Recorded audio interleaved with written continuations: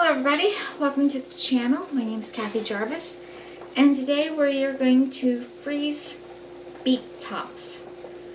Now the reason we freeze these is because they're good to put in smoothies. They're also good for soups.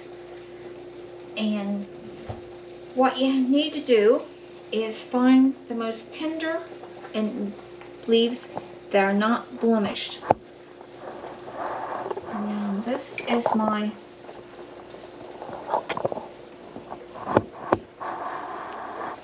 stack of leaves I'm going to work with.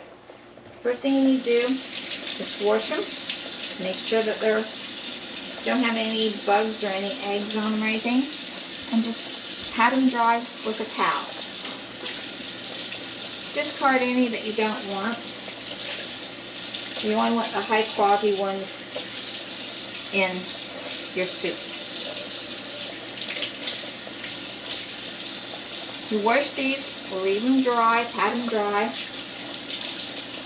And then after they dry, you got two choices. You can either blanch them in some hot water you don't even have to let them dry for that. You can blanch them into hot water for about 90 seconds, 2 minutes at the most. Or you can leave these dry completely. Well, not completely, but use towels, dry them off. And chop them up into small bite-sized pieces and put them in on a cookie sheet. Let them freeze and then transfer them to a solid container.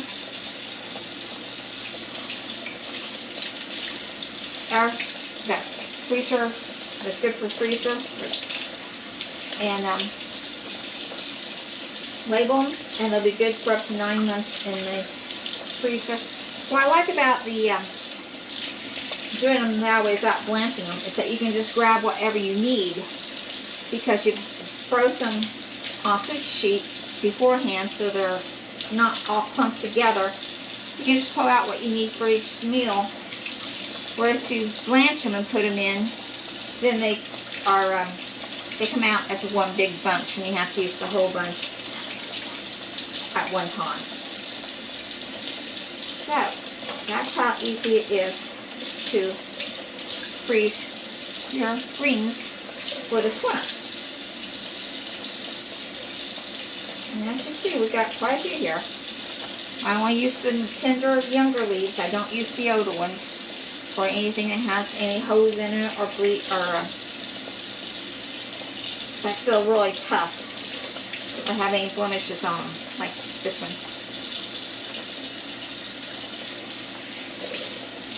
An older one.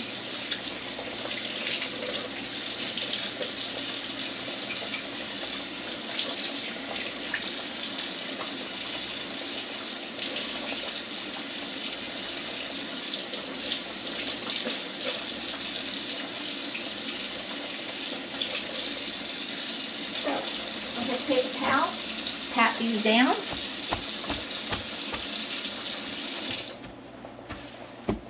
And then we'll cut them into smaller pieces and put them on a cookie sheet and freeze them.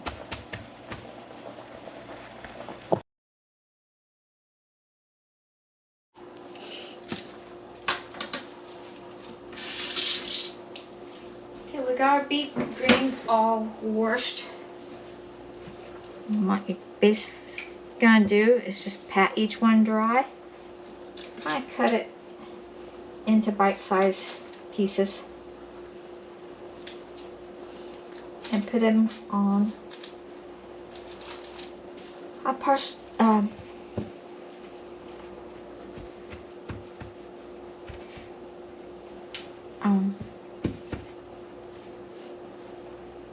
them on some wax paper.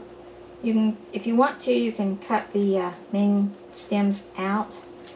Those are what might be a bit bitter as they get older.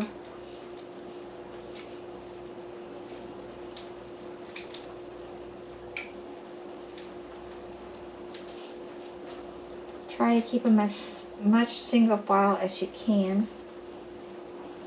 It doesn't have to be perfect. You can actually tear these up with your hands if you want.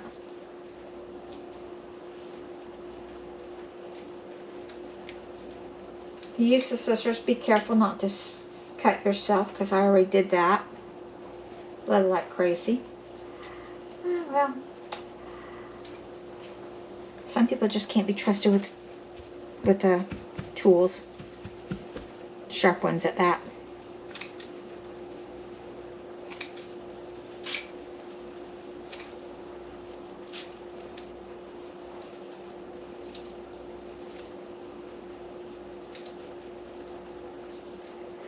Now these can be used in smoothies or in soups and stews. Anywhere where you want a green leaf or something green in it this winter.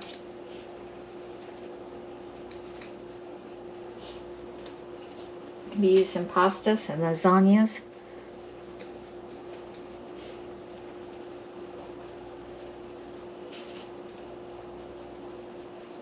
Like I said earlier, I like using this method because I can just pull out the leaves that I need and don't have to use the whole bunch each time.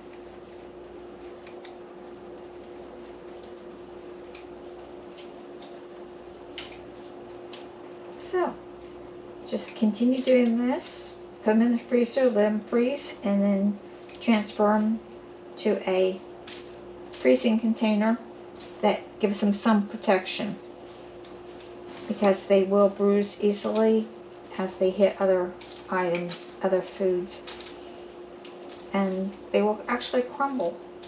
So you want to protect them a little bit.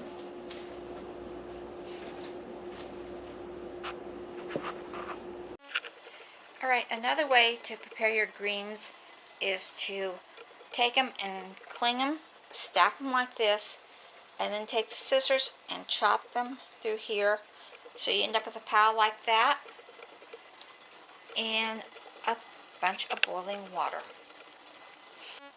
Okay, drop the leaves into the boiling water for 3 minutes.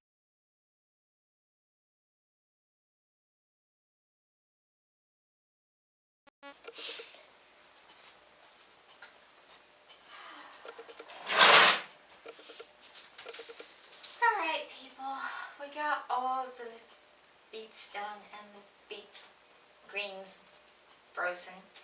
Now we gotta deal with the aftermath. All this compost. A lot of the leaves that we didn't use, the stems that we didn't use, and the skins are all in this compost, which we're going to take out to the compost pile. And the other important thing to remember is to reseed. Now, we used up the turnips last week, and we used up the radishes the week before that, and this week we did the beets. So the only thing I got left in that bed is 2 dinosaur kale and 1 Swiss chard, which will stay there for a long time. So what we need to do in July is replant for the fall garden. And we'll be planting the radish, we'll be planting more beets, and we'll be planting turnips. But we won't plant them in the same row, we'll plant them in opposite rows. So like last time I had turnips, radishes, and beets. Now I'll go with the beets, turnips, and radish. That way we're not putting the same crop into the same row. So that's all I've got left to do today. We already had supper. We had the beets. They were very good. And so hopefully you learned something today. And if you did, give a thumbs up. Subscribe to the channel. It doesn't cost anything. And hit the little bell icon, and that will tell you when I'm on next. And dream big and follow that dream. Bye.